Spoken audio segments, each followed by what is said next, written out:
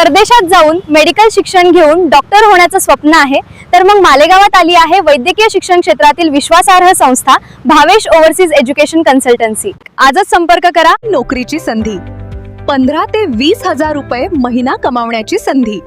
त्वरित संपर्क साधा। मालेगावात कुत्ता गोळी व औषधांची अवैध विक्री।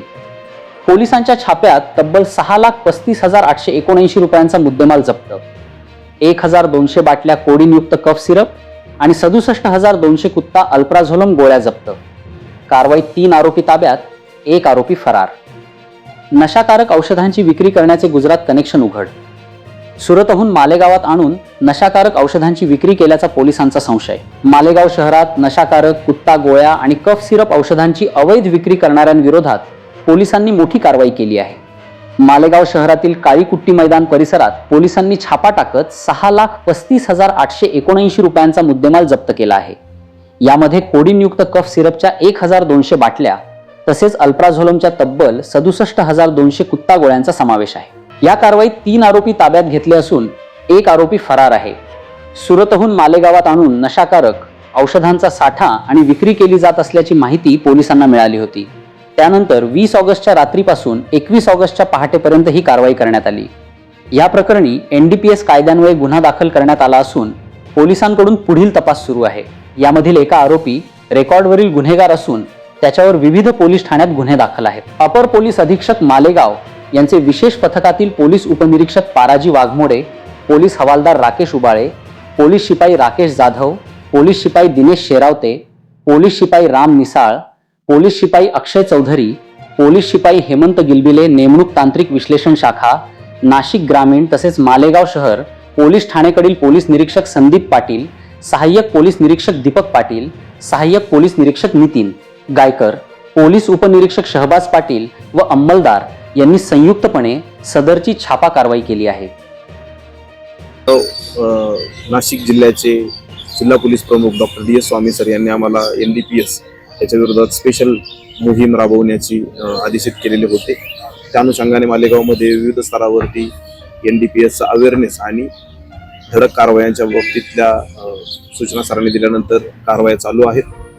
काल 20 ऑगस्ट 2026 रोजी मालेगाव शहरामध्ये एक गुजरातीतील आरोपी आपल्याकडे कोडीन फॉस्फेटच्या कप सिरप आणि अल्प्राझोलम टॅबलेट, ज्याला गावामध्ये कुत्तागोळी म्हणून संबोधलं जातं, असा मुद्देमाल घेऊन गावात विकण्यासाठी येत आहे अशी माहिती मिळाल्यानंतर मालेगाव शहर पोलीस स्टेशनचे पोलीस इन्स्पेक्टर संदीप पाटील आणि त्यांचा संपूर्ण स्टाफ यांनी सदर ठिकाणी छापा कारवाई केली।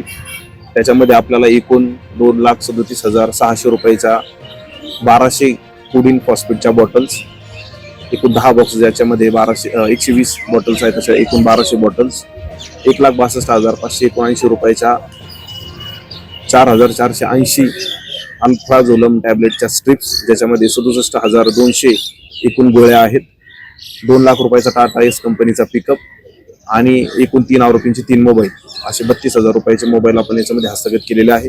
एकूण मुद्देमाल 6,35,879 रुपयाचा मुद्देमाल आपण आजच्या कारवाईत हस्तगत केला। याच्यामध्ये एकूण 3 आरोपी आहेत। पहिला आरोपी फिरोज खान लुकमान खान, जो उमरवाडा सुरत गुजरातचा राहणारा आहे। दुसरा आरोपी रईस खान सईद खान, जो शिकारी चौक मालेगावचा राहणार आहे। आणि तिसरा वाहिद हसन सिद्दीक हसन, जो रमजानपुराचा राहणार आहे। खान याच्यावरती पावरवाडी पोलीस स्टेशनमध्ये 50/26 NDPSचा गुन्हा दाखल आहे। त्याच्यावरती नंतर मोक्याची कारवाई देखील करण्यात आली। मोक्का सेक्शन इन्व्होक झाल्यानंतर सदर आरोपीला शोधण्यासाठी गुजरातमध्ये 3 वेळा टीम गेली होती, परंतु आरोपी ताब्यात आला नव्हता आणि हा आरोपी त्या गुन्ह्यामध्ये फरार होता। कालच्या कारवाईमध्ये सदर आरोपीला आपण ताब्यात घेतलेला आहे। याच आरोपीवरती आझादनगर पोलीस स्टेशनमध्ये 47 बॉक्सेसची अल्प्राझोलम टॅबलेटची एक कारवाई करण्यात आली होती। त्याच्यामध्ये 178/26 NDPSचा गुन्हा दाखल होता, त्यामध्ये देखील हा आरोपी फरार होता। तर फिरोज खान लुकमान खानला पकडून आपण याच्या अगोदरच्या 2 गुन्ह्यात देखील आता त्याला वर्ग करणार आहोत। आजची जी कारवाई आहे त्याच्यामध्ये 3 आरोपींची कस्टडी घेऊन एकूण 7 दिवसाची पोलीस कस्टडी आपल्याला मिळालेली आहे।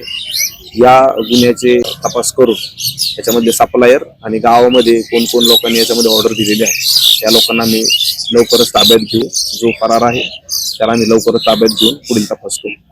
थँक्यू।